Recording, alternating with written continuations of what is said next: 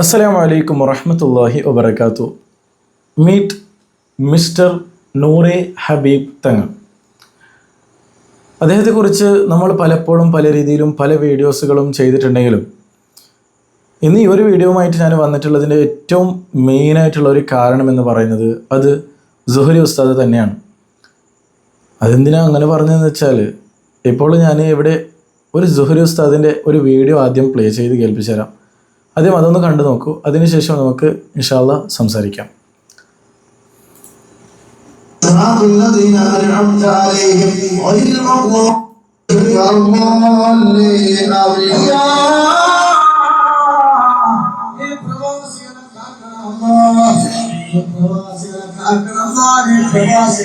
ആമീൻ ആമീൻ യാ റബ്ബൽ ആലമീൻ. ഞാൻ ഒരുപാട് വിമർശിച്ചിട്ടുള്ള ആളാണ് നമ്മുടെ ഈ ആറ്റക്കുഴത്തങ്ങൾ. പക്ഷെ ഒരു കാര്യത്തിന് എനിക്ക് അദ്ദേഹത്തോട് ഭയങ്കര ബഹുമാനമാണ്. അദ്ദേഹം വിയർപ്പൊഴുക്കി പൈസ ഉണ്ടാക്കുന്ന ഒരാളാണ്, അധ്വാനിക്കുന്നുണ്ട്, വെറുതെ ഒന്നും പൈസ ഉണ്ടാക്കുന്ന ഒരാളല്ല. നിങ്ങൾ അദ്ദേഹത്തിന്റെ ആ ഡ്രസ്സിലേക്ക് നോക്കി, അദ്ദേഹം വെട്ടി വിയർത്തിട്ടുണ്ട്. അദ്ദേഹത്തിന്റെ അധ്വാനത്തിന്റെ വിയർപ്പിന്റെ ഫലമാണ് അദ്ദേഹം അനുഭവിക്കുന്നത്. അദ്ദേഹത്തെ പറഞ്ഞു തിരുത്തലൊന്നുമല്ല നമ്മുടെ പണി. ഞാനൊരു കാര്യം നിങ്ങളോട് ഈ അവസരത്തിൽ ബോധ്യപ്പെടുത്താൻ വേണ്ടിയാണ്. അദ്ദേഹം എന്തോ ആയിക്കോട്ടെ, അദ്ദേഹം റബ്ബും ആയിക്കോട്ടെ, നമുക്കൊന്നും അദ്ദേഹത്തിന് അങ്ങനെ എപ്പോഴും വിമർശിച്ച് അതൊരു മോശമല്ല, അതുപോട്ടെ. ഈ ആമീൻ ഉണ്ടല്ലോ, ഈ പ്രവാസികൾക്ക് വേണ്ടിയുള്ള ദുആയുടെ ആമീൻ, നിങ്ങൾ ഈ പരിപാടി ഒന്ന് ശ്രദ്ധിക്കുന്നതിൽ അവഗണിക്കുന്നുണ്ടെങ്കിൽ പോലും നിങ്ങളുടെ ഭാര്യമാർ ഈ പറമ്പിലാണ് നിങ്ങൾ ചിന്തിക്കുക. നിങ്ങൾ അവിടുന്ന് അയക്കുന്ന പൈസ ഈ പറമ്പിലേക്കാണ് പോകുന്നത്. കഴിഞ്ഞ ദിവസം ഞാൻ കോഴിക്കോട്ടേക്കുള്ള യാത്രാവേളയിൽ ഒരു കുടുംബത്തെ പരിചയപ്പെട്ടു. അവരെന്റെ സ്ഥിരം പ്രേക്ഷകരാണ്. ഭാര്യയും ഭർത്താവും എൻ്റെ അടുത്ത് വന്നിരുന്നു. ഭാര്യയുടെ വായിൽ പെട്ടെന്നൊരു വർത്തമാനമാണ്. എനിക്ക് ഒരു അസ്വസ്ഥത തോന്നി. എനിക്ക് ഉസ്താദന്മാരോടൊക്കെ ഭയങ്കര വെറുപ്പാണെന്ന് പറഞ്ഞു. അപ്പൊ നമ്മുടെ കേരളത്തിലുള്ള സ്വാത്വികരായ ചില ഉസ്താദന്മാരെ പേര് ഞാൻ ഇങ്ങനെ പറഞ്ഞു, നിങ്ങൾ ഈ വിമർശിക്കുന്നതിൽ ഇവരൊക്കെ പെടൂല, ഇവരൊന്നും ഒരു ചൂഷകരല്ലല്ലോ. അപ്പൊ ആ സ്ത്രീ എന്നോട് പറഞ്ഞു, ഉസ്താദെ, ഞാൻ എന്തുകൊണ്ട് ഈ ഉസ്താദന്മാരോടുള്ള വിരോധം ഉണ്ടാകാനുള്ള കാരണം എന്റെ മുഖഭാവം മാറിയവർക്ക് വിഷമായി, ട്രിഗറായി എന്നവർക്ക് ബോധ്യപ്പെട്ടു. ഇവരുടെ ഉമ്മ, അതായത് ഈ സംസാരിച്ച സ്ത്രീയുടെ ഭർത്താവിന്റെ ഉമ്മ, അമ്മായിയും, അവരുടെ കഴുത്തിൽ ഒരു 4.5 പവന്റെ മാല കിടപ്പുണ്ടായി. അവരുടെ മറ്റു മക്കളെല്ലാം കൂടെ ചേർന്ന് മുമ്പ് മേടിച്ചു കൊടുത്താണ്. ഈ ഉമ്മ ഈ സ്ത്രീയുടെ ഭർത്താവ് ഈ കുടുംബത്തോടൊപ്പമാണ് ജീവിക്കുന്നത്. ഉമ്മയുടെ ഗുളികയും മറ്റുള്ള കാര്യങ്ങളൊക്കെ ഇവൻ കൂലിപ്പണി എടുത്തിട്ടാണ് വാങ്ങിക്കൊടുക്കുന്നത്. സ്വന്തമായിട്ട് വീടില്ല, 6-7 വർഷമായിട്ട് വാടക താമസിക്കുക. 29-ാം തീയതി എത്തുമ്പോഴത്തേക്ക് കിടുകിടാ പറക്കും, കാരണം ഈ വാടക പൈസ കൊടുക്കേണ്ടതാ. അങ്ങനെ ഈ മകൻ ഒരു കൊടിയ ദാരിദ്ര്യത്തിൽ ജീവിക്കുകയും ഉമ്മാക്ക് മരുന്ന് മേടിക്കാൻ പോലും കഷ്ടപ്പെടുന്ന ഒരവസ്ഥയിൽ ഒരു സുപ്രഭാതത്തിൽ ഉമ്മയുടെ കഴുത്തിലേക്ക് നോക്കുമ്പോൾ ഈ 4.5 പവന്റെ മാല കാണുന്നില്ല. ഒരു സ്ത്രീ ഇങ്ങനെ പറഞ്ഞു വരികയാണ്. അപ്പൊ ഞാനിങ്ങനെ വലിയ ക്യൂരിയോസിറ്റി എടുത്തിട്ടുണ്ടിരിക്കുക, എന്താ സംഭവം അറിയാൻ പറ്റും. അപ്പൊ ഞാനിവിടെ ആ ഓൺലൈൻ മജ്‌ലിസിന്റെ പേര് പറയും, അത് വളരെ ആക്ഷേപിക്കലായി പോകും എന്നുള്ളതുകൊണ്ടാണ് നമ്മൾ ആരെയും പ്രയാസപ്പെടുത്തേണ്ടെന്ന് വിചാരിച്ചത്. വളരെ പ്രസിദ്ധമായ ഒരു ഓൺലൈൻ മജ്‌ലിസാണ്. എല്ലാ ദിവസവും രാവിലെ 40,000-50,000 ആളുകൾ തത്സമയം വരുന്ന പരിപാടി.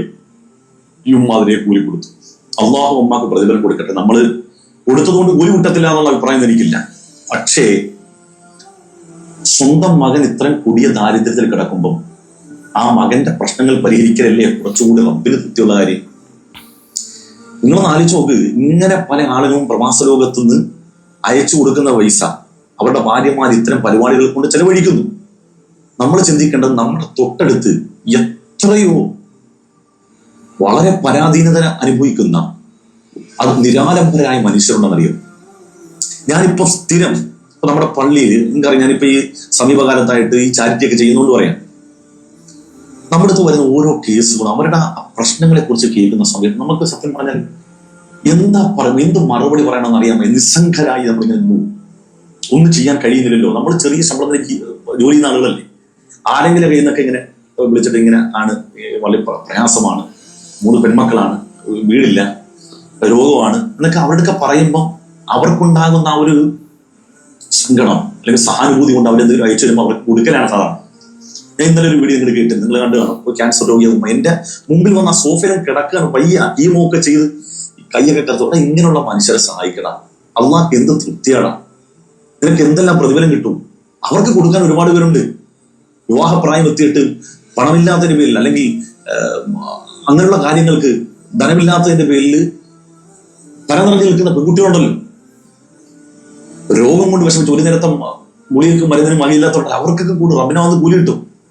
എത്രയോ സ്ഥാപനങ്ങൾ നടത്തിക്കൊണ്ടു പോകാൻ വേണ്ടി ലോകോത്തര നിലവാരത്തിലേക്ക് കുട്ടികളെ എത്തിക്കുന്ന അടിപൊളി സ്ഥാപനങ്ങൾ നമ്മുടെ കേരളത്തിലുണ്ട്. അവർ പോലും റിസീവർമാരെ വെച്ച് ആളുടെ മുമ്പിൽ കൈ നീട്ടുകയാണ്. കാരണം ഈ സ്ഥാപനം നടത്തിക്കൊണ്ട് പോകാൻ നമ്മുടെ മക്കളെയൊക്കെ പ്രാപ്തരാക്കാൻ വേണ്ടി, നിന്റെ മക്കളൊക്കെ പഠിച്ചു വളരാൻ വേണ്ടി. നമ്മളിതുപോലെ അറിയും, നമ്മൾ ഒരു കുട്ടീനെ കൊണ്ട് സ്ഥാപനത്തിൽ ചേർക്കുക മാത്രമേ ഉള്ളൂ. അവന്റെ ഭക്ഷണം, അവന്റെ വസ്ത്രം, അവന്റെ പുസ്തകം, അവന്റെ കിതാബ്, ഇതെല്ലാം സ്ഥാപനങ്ങളെ കൊടുക്കുന്നത്. അവർക്കൊരു വകയില്ല, ഒരു വഴിയില്ല, അവർ കൈ നീട്ടുകയാണ്. അപ്പൊ ഇങ്ങനെയുള്ള സ്ഥാപനത്തിൽ കൊടുത്താൽ ഒരു കുട്ടിക്ക് ഒരു കിതാബ് വാങ്ങാനെങ്കിലും പൈസ കിട്ടിയാൽ അവനത് പഠിച്ച് ലോകാവസാനം വരെ ആ വിജ്ഞാനം കൈമാറ്റം ചെയ്യപ്പെടും. അതിന്റെ പ്രതിഫലം നമുക്ക് കിട്ടൂലേ? നല്ലൊരു ചോയ്സ് അല്ലേ? അങ്ങനെ ചെയ്തൂടെ? അള്ളാഹു പ്രതിഫലം തരട്ടെ. ഓക്കെ, അൻസാരി ജോഹരി ഉസ്താദ് ഈ ഒരു പറഞ്ഞ വാക്കുകൾ എത്രത്തോളം നമ്മുടെ മനസ്സിലേക്ക് തട്ടുന്ന രീതിയിലാണെന്ന് നിങ്ങൾ ആദ്യം ചിന്തിച്ച് നോക്കണം. ഈ വീഡിയോ ചെയ്യാൻ തന്നെ കാരണം ഇത് തന്നെയാണ്. ഞാൻ മുമ്പ് പല വീഡിയോസിനകത്തും ഈ വിഷയങ്ങൾ ഞാൻ നിങ്ങളോട് പറഞ്ഞിട്ടുണ്ടായിരുന്നു. സ്വന്തം കുടുംബത്തിലും സ്വന്തം പെങ്ങളും ആങ്ങളെ പറ്റിനിരിക്കെ ആ പണത്തെ അവരിലേക്ക് കൊടുക്കാതെ, അവരെ സഹായിക്കാതെ, ഇത്തരത്തിൽ എവിടെയോ ചെയറിലിരുന്ന് ഓൺലൈൻ മജ്ലിസ് നടത്തുന്ന ഉസ്താദന്മാർക്ക് വേണ്ടി നിങ്ങൾ കൊടുക്കുകയാണ്. ഇതിലൊക്കെ എന്താണ് പ്രതിഫലം, നേട്ടങ്ങൾ ലഭിക്കുക എന്ന് എനിക്കറിയില്ല. ഞാൻ ഈ അടുത്ത് പറഞ്ഞ ഒരു സ്റ്റോറി ഉണ്ടായിരുന്നു. അതായത് ഒരാൾ കോളിൽ സംസാരിച്ച ഒരു വിഷയം, അതായത് ഭർത്താവ് ജോലിയിലേക്ക് പോകുന്ന സമയത്ത് പോലും ആ സ്ത്രീക്ക് ശരിക്കും ആ ഭർത്താവിനെ പരിചരിക്കാനോ, അതായത് ഭക്ഷണം കൊടുക്കാനോ ചായ കൊടുക്കാനോ പോലും സമയമില്ലാത്ത രീതിയിലേക്ക് ഈ ഓൺലൈൻ മജ്ലിസ് എത്തിയിരിക്കുകയാണ്. ഏതേറ്റവും അല്പം ചിന്തിക്കുക, ബോധമുള്ളവരാവുക. അല്ലാഹു സുബ്ഹാനഹു വ തആല അനുഗ്രഹിക്കട്ടെ. നല്ല രീതിയിൽ മുമ്പോട്ട് പോകാനും യഥാർത്ഥ വഴി ഏതാണെന്ന് ചിന്തിച്ച് മനസ്സിലാക്കി മുമ്പോട്ട് പോകാൻ അല്ലാഹു നമുക്ക് തൗഫീക്ക് നൽകട്ടെ. കൂടുതലായിട്ടൊന്നും പറയുന്നില്ല. ഇൻഷാ അല്ലാഹ് നിങ്ങളുടെ അഭിപ്രായങ്ങൾ, നിർദ്ദേശങ്ങൾ കമൻറ്റ് ബോക്സിലൂടെ അറിയിക്കുക. എന്താണ് ഇവിടെ പറഞ്ഞു വെച്ചിട്ടുള്ളത് ജോഹരി ഉസ്താദ്, അത് നിങ്ങൾക്ക് എത്രത്തോളം യോജിക്കാൻ പറ്റും എന്നുള്ളതും കൂടി അറിയിക്കുക. ചിലപ്പോൾ നിങ്ങൾക്ക് തോന്നും, ഇവൻ എന്താ എപ്പോൾ നോക്കിയാലും ഓൺലൈൻ മജ്ലിസിന് ഇങ്ങനെ പറഞ്ഞുകൊണ്ടിരിക്കുകയാണല്ലോ.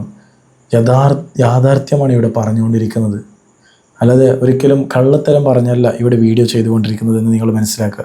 ഈ ചാനൽ ഏകദേശം 65,000-ഓളം സബ്സ്ക്രൈബേഴ്സ് ഉണ്ടെങ്കിൽ അവർ ശരിക്കും ഞാൻ പറഞ്ഞ കാര്യത്തിനോട് യോജിച്ച് എൻ്റെ ചാനലിൽ വന്ന ആൾക്കാരാണ്. ഇൻഷാ അല്ലാഹ് ഏതേറ്റവും ഞാൻ എവിടെയും ഇങ്ങനെ സബ്സ്ക്രൈബ് ചെയ്യുക ഇങ്ങനെ പറയാനില്ല. അപ്പോൾ കൃത്യമായിട്ട് മനസ്സിലാക്കുക എന്ന് മാത്രം പറഞ്ഞുകൊണ്ട് ഞാൻ ഈ ഒരു വീഡിയോ വെച്ച് വൈൻഡപ്പ് ചെയ്യുകയാണ്. ഇൻഷാ അല്ലാഹ് അടുത്തൊരു വീഡിയോയുമായിട്ട് നമുക്ക് കാണാം. ഇങ്ങനത്തെ ഓരോരു ഇത് കാണുമ്പോൾ അത് വീഡിയോ ചെയ്ത് നിങ്ങളുടെ മുമ്പിൽ എത്തിക്കാമെന്ന് തോന്നിപ്പോകുന്നത് കൊണ്ടാണ് വീഡിയോ ചെയ്യാറുള്ളത്. നിങ്ങൾക്ക് എൻ്റെ ചാനൽ നോക്കിയാൽ മനസ്സിലാവും, കൂടുതലായിട്ടൊന്നും ഞാൻ വീഡിയോസ് ചെയ്യാതെ ഇരിക്കുന്നതാണ് പതിവ്. പക്ഷേ ഇത്തരത്തിലുള്ള വീഡിയോ കാണുമ്പോൾ അതൊന്ന് നിങ്ങളിലേക്ക് എത്തിക്കണം എന്ന് തോന്നിപ്പോവാറുണ്ട്. ഇൻഷാ അല്ലാഹ് നല്ല രീതിയിൽ ബോധമുള്ളവരായി ജീവിക്കുക. അല്ലാഹു തൗഫീക്ക് നൽകട്ടെ. ഈ ഒരു വീഡിയോ വെച്ച് വൈൻഡപ്പ് ചെയ്യുകയാണ്. അസ്സലാമു അലൈക്കും വറഹ്മത്തുള്ളാഹി വബറകാതുഹു.